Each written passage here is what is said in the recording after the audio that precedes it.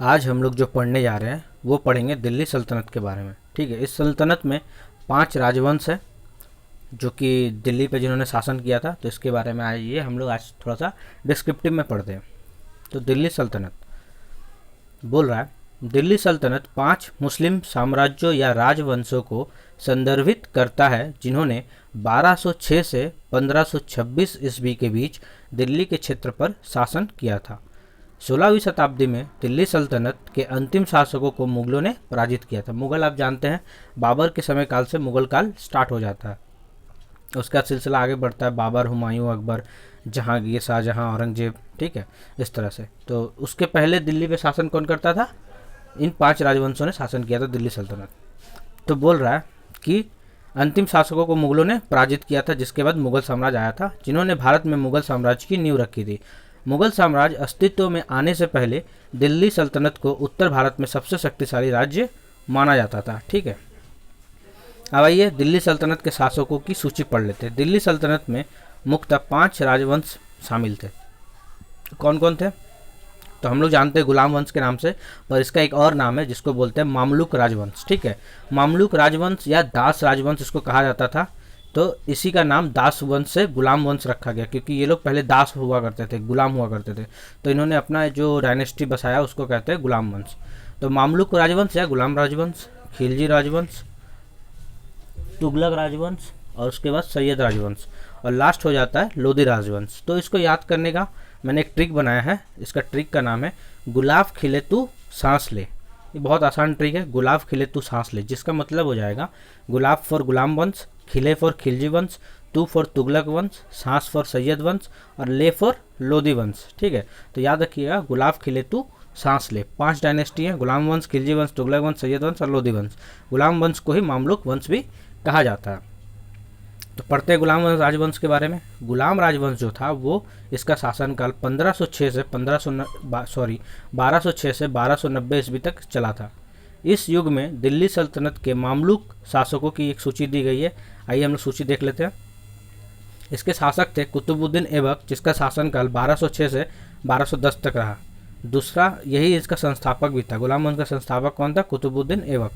ठीक है, अच्छा, उसके बाद दूसरा आ जाता है, दूसरा शासक था आराम शाह, जो 1210 से 1211 एक साल तक शासन किया। उसके बाद आता है समउद्दीन इल्तुतमिश, जिसने 1211 से 1236 तक शासन किया।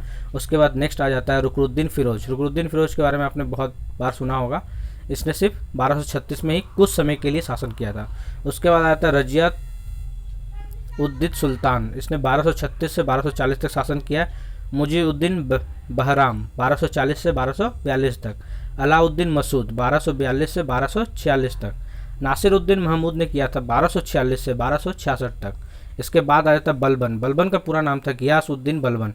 बलबन ने 1266 से 1286 तक शासन किया था।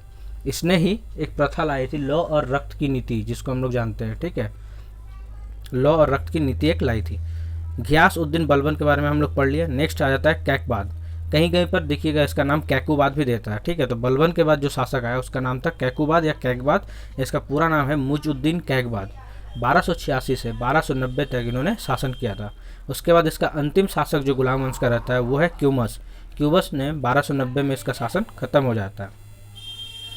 इसके बाद पढ़ते हैं कुतुबुद्दीन ऐबक जो था ये मामलुक राजवंश का पहला शासक था, जिसने दास राजवंश भी कहा जाता है, मैंने आपको बता दिया पहले ही। या एक उदार शासक थे और 4 वर्षों तक दिल्ली पर शासन किया था।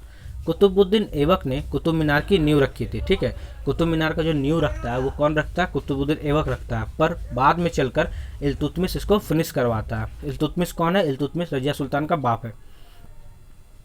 आइए, मामलुक राजवंश का एक अन्य महत्वपूर्ण शासक शमसुद्दीन इल्तुतमिश था। वह कुतुबुद्दीन ऐबक के दामाद थे। ठीक है, तो कुतुबुद्दीन ऐबक का दामाद था इल्तुतमिश, याद रखिएगा। शमसुद्दीन इल्तुतमिश भूमि राजस्व की इक्का प्रणाली और कुतुब मीनार को पूरा कराने के लिए जाने जाते हैं। इल्तुतमिश ने क्या किया था? कुतुब मीनार को पूरा करवाया था तथा इक्का प्रणाली की शुरुआत भी की थी। अच्छा, उसके बाद बोल रहा है शम्स हमदीन इल्तुतमिश के बाद उसकी सैन्य प्रशिक्षित बेटी रजिया सुल्तान ने दिल्ली की सल्तनत को संभाला। जब मर जाता है इल्तुतमिश तो उसके बाद उसकी बेटी गद्दी पर बैठती है। एकमात्र मुस्लिम शासिका उस टाइम की यही रहती है रजिया सुल्तान, जिसने दिल्ली सल्तनत पे शासन किया, पर बहुत ज़्यादा दिनों तक नहीं कर पाया था। नेक्स्ट पढ़ते हैं। जलालुद्दीन फिरोज खिलजी उर्फ मलिक फिरोज ने कैकुबात की हत्या कर दी और मामलुक राजवंश या दास राजवंश को समाप्त कर दिया। ठीक है, कैकुबात का अंतिम शासक जो क्यूमस हुआ था, क्यूमस बहुत महत्वपूर्ण नहीं है। ठीक है, कैकुबात की हत्या करने के बाद दास साम्राज्य जो रहता है, गुलाम साम्राज्य, ये ऑलमोस्ट ख़त्म हो जाता है। इसके बाद जो इसका शासक रहता है फिरोज खिलजी, क्योंकि फिरोज खिलजी ने ही इसका जलालुद्दीन फिरोज खिलजी ने ही हत्या किया था, तो उसके बाद इसने खिलजी राजवंश की स्थापना की। खिलजी राजवंश चला 1290 से 1320 तक। यह दिल्ली सल्तनत पर शासन करने वाले खिलजी शासकों की सूची यहाँ दी गई है, हम पढ़ लेते हैं। इसमें महत्वपूर्ण 3 शासक थे, जलालुद्दीन फिरोज खिलजी, अलाउद्दीन खिलजी और कुतुबुद्दीन मुबारक शाह। तो जलालुद्दीन फिरोज खिलजी जो था ये 1290 से 1296 तक शासन किया। अलाउद्दीन खिलजी ने 1296 से 1316 तक शासन किया तथा कुतुबुद्दीन मुबारक शाह ने 1316 से 1320 तक शासन किया। इसके बाद आ जाता है, बोल रहा है जलालुद्दीन फिरोज खिलजी को एक बहुत ही स्मार्ट सुल्तान के रूप में भी जाना जाता है, क्योंकि उन्होंने हलाकू और उगलू खां जैसे आक्रमणकारियों के साथ युद्धों से परहेज किया था। मतलब इन्होंने सबके साथ लड़ाई नहीं लड़ी थी, ये बहुत स्मार्ट थे, मतलब कि इनको पता था किसके साथ लड़ना है किसके साथ नहीं लड़ना है। तो इसलिए स्मार्ट सुल्तान किसे कहा जाता है, तो याद रखिएगा जलालुद्दीन फिरोज खिलजी को। जलालुद्दीन फिरोज खिलजी की हत्या उनके भतीजे अलाउद्दीन खिलजी ने की थी। आपने मूवी देखा होगा, ठीक है, तो उसमें भी बताया गया है कि अपने चाचा जलालुद्दीन फिरोज खिलजी की हत्या उसका भतीजा अलाउद्दीन खिलजी कर देता है और गद्दी पे फिर बैठता है वो। अलाउद्दीन खिलजी का वर्ष 1316 ईस्वी में निर्धन हो गया और उनके बेटे मुबारक शाह को उनका उत्तराधिकारी बना दिया गया। ठीक है, तो अलाउद्दीन खिलजी जब मर जाता है तो उसका बेटा जो रहता है मुबारक शाह, वो उत्तराधिकारी बनता है और गद्दी को संभालता है। खुसरू खां ने मुबारक शाह की हत्या की थी। तो मुबारक शाह की हत्या किसने की, खुसरू खां ने। और अलाउद्दीन ने किसकी हत्या की थी, अपने चाचा जलालुद्दीन खिलजी की हत्या करके गद्दी पे बैठा था।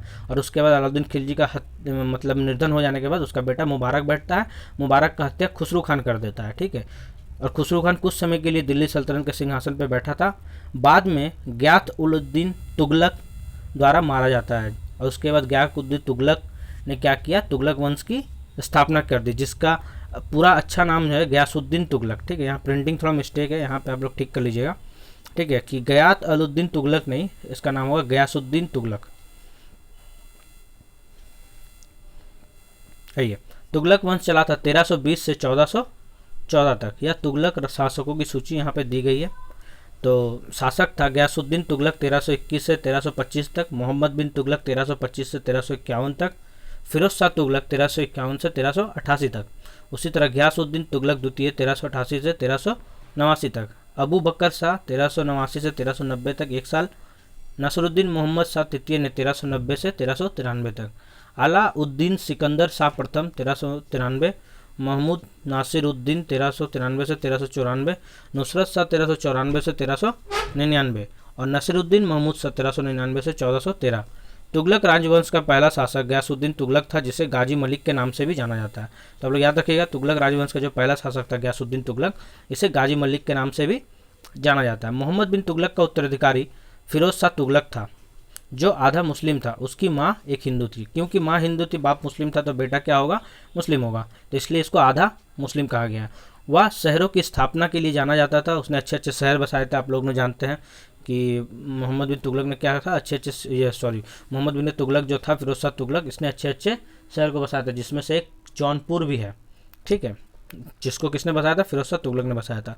उसने अपने शासनकाल में फिरोज शाह कोटला, दिल्ली, हिसार, जौनपुर यहाँ पश्चिम बंगाल दे रहा है, पर जौनपुर यूपी में है। ठीक है, उस टाइम हो सकता है उत्तर प्रदेश बिहार तक बंगाल फैला हुआ हो। फतेहाबाद, फिरोजबाद जैसे शहरों की स्थापना की थी। फिरोज शाह तुगलक के निधन के बाद उसके उत्तराधिकारी एक एक करके मारे गए और दिल्ली सल्तनत ने अपना आकर्षण और महत्व को खो दिया। इसके बाद आता है सैयद वंश। गुलाब खिले तू सांस ले, गुलाब खिले गुलाम वंश, खिलजी वंश, तू तो तुगलक वंश, सांस फॉर सैयद वंश। तो सैयद राजवंश जो है चौथा राजवंश है, जिसका शासनकाल 1414 से 1491 तक चला। इस युग में दिल्ली सल्तनत के सैयद शासकों की सूची यहाँ दी गई है। तो सैयद शासकों में कौन कौन थे, खिज खां थे, मुबारक शाह थे, मोहम्मद शाह थे। तो खिज खां जो था ये सैयद वंश का संस्थापक था, खिज खां, जो 1414 से 1421 तक शासन करता है। उसके बाद आ जाता है मुबारक शाह, जो 1421 से 1434 तक शासन करता है।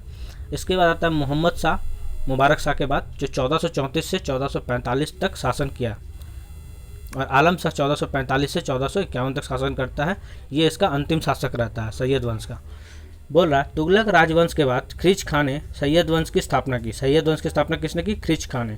वह भारत में मुल्तान और तिमूर के डिप्टी गवर्नर थे। ख्रीज खां की बीमारी से मृत्यु हो गई और उनके बेटे मुबारक शाह को उत्तराधिकारी बना दिया गया। मुबारक शाह को साम्राज्य का विस्तार करने का एक दृष्टिकोण था, लेकिन उसकी योजना विपक्षी और रईसों के विद्रोह में फंसी हुई थी। यहाँ तक कि वह विपक्ष के साथ ही मुबारक शाह दिल्ली सल्तनत के कुशल शासक थे। अच्छा, मुबारक शाह के बाद दिल्ली सल्तनत में 2 अक्षम शासक मोहम्मद शाह और अलाउद्दीन आलम शाह ने शासन किया। ठीक है, अलाउद्दीन आलम शाह सैयद राजवंश का अंतिम शासक था। तो पूछेगा सैयद वंश का अंतिम शासक कौन था? तो अलाउद्दीन आलम शाह सैयद। ठीक है, अलाउद्दीन आलम शाह सैयद राजवंश के अंतिम शासक थे। उन्हें बहलोल लोदी के पक्ष में स्वेच्छा से सिंहासन छोड़ना पड़ा था। ठीक है, बाद में क्या करता है, बहलोल लोदी मतलब किसी तरह से राज्य को अपने दिल्ली सल्तनत को अपने कब्जे में ले लेता है और इसको गद्दी छोड़ना पड़ता है। उसके बाद जब बहलोल लोदी आ जाता है तो उसने लोदी वंश का स्थापना कर देता है। ठीक है, तो लोदी वंश 1451 से 1526 तक चला था। लोदी वंश में शासक थे बहलोल लोदी। इसका शासनकाल चला था 1451 से 1489 तक। सिकंदर लोदी 1489 से 1517 तक। उसका इसका अंतिम शासक जो था इब्राहिम लोदी 1517 से 1526 तक। अफगान लोदी राजवंश के शासक दिल्ली सल्तनत के अंतिम शासक थे। उन्होंने दिल्ली को अपने हिसाब से बदलने की पूरी कोशिश की थी, लेकिन वे सफल नहीं हो पाए थे। बहलोल लोदी अफगान लोदी राजवंश के पहले शासक थे और उनके बेटे सिकंदर लोदी को उनका उत्तराधिकारी बना दिया गया था। ठीक है, तो बहलोल लोदी लोदी वंश का पहला शासक था और उसके बाद कौन बनता है? उसका बेटा सिकंदर लोदी उत्तराधिकारी बनता है। सिकंदर लोदी ने कई साम्राज्यों के खिलाफ अभियान शुरू किया था। वर्ष 1503 में उन्हें आगरा शहर की स्थापना की थी। तो पूछेगा कि आगरा शहर की स्थापना किसने की थी? तो सिकंदर लोदी। बहुत बार क्वेश्चन आ चुका है, कब की थी? 1503 में की थी। किसने की थी? सिकंदर लोदी ने की थी। किसका स्थापना की थी? आगरा शहर का स्थापना। उन्होंने अपने रणनीतिक स्थान के कारण आगरा में ही अपना मुख्यालय स्थानांतरित कर लिया था। इब्राहिम लोदी के चाचा में से एक दौलत खां लोदी काबुल भाग गए थे और बाबर को भारत पर हमला करने के लिए आमंत्रित किया था। तो याद रखिए, पूछता है क्वेश्चन कि बाबर को हमला करने के लिए दिल्ली सल्तनत पे किसने आमंत्रित किया था? तो यही वो व्यक्ति थे। कौन? इब्राहिम लोदी के जो चाचा थे दौलत खां लोदी, वो काबुल भाग गए थे और बाद में वही काबुल से उन्होंने क्या किया था, बाबर को इनवाइट किया था कि आओ भारत पे हमला करो। दौलत खां लोदी की सलाह लेते हुए बाबर ने उत्तरी भारत पे हमला किया और इस प्रकार अफगान लोदी राजवंश खत्म हो गया। फिर बाद में क्या होता है, जब बाबर आता है तो इसका पहला सामना इब्राहिम लोदी से होता है। इब्राहिम लोदी को हराकर ये क्या करता है, मुगल वंश की स्थापना करता है। कब? 1526 ईस्वी में प्रथम बार जब पानीपत का पहला युद्ध हुआ था। याद रखिएगा, पानीपत। उसके बाद आ जाता है मुगल काल। ठीक है, इसका ट्रिक है पान खा चल घर, पास है पानीपत, च से चंदेली, घ से घाघरा। ठीक है, च से चंदेली, घ से घाघरा का युद्ध। तो इसका सीरियल ऑर्डर है 1526, 1527, 1528, 1529। ठीक है, इस तरह से मुगल वंश स्टार्ट हो जाता है। तो यहीं तक था आज हम लोग ने पढ़ा है दिल्ली सल्तनत। होप आप सबको अच्छा लगा होगा। Thank you very much. बहुत अच्छा PDF बनाया है, होप आप लोग को पसंद आया होगा। चलिए, ये PDF आपको टेलीग्राम में मिल जाएगा। नीचे डिस्क्रिप्शन में लिंक दिया हुआ है, आप लिंक में क्लिक करके ये PDF टेलीग्राम से प्राप्त कर सकते हैं। Thank you.